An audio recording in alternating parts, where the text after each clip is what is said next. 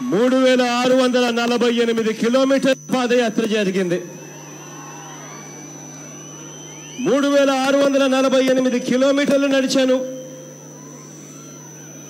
13 జిల్లాల ప్రజల కష్టాలు విన్నాను. ఆ కష్టాలను నా కళ్ళారా చూశాను.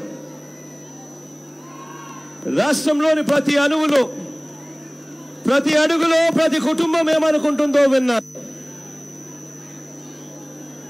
ఈ రాష్ట్రంలో సహాయం కోసం ఎదురు చూస్తున్న ప్రతి మనిషి, ప్రతి కుటుంబానికి ఈ వేదిక మీద నుంచి ఒక మాట ఇస్తా ఉన్నాను.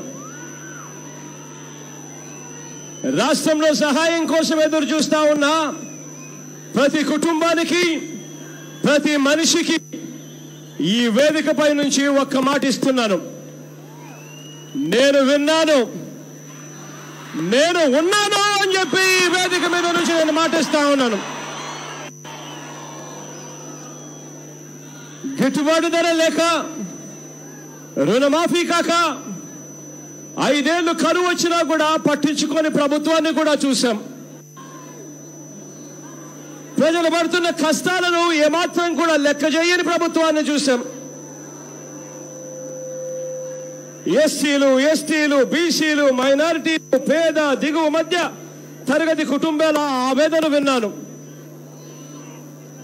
పూర్తి ఫీజు రీయింబర్స్మెంట్ రాక ఆత్మహత్య చేసుకున్న విద్యార్థుల తల్లిదండ్రుల కష్టాలను నా కళ్ళారా చూశాను.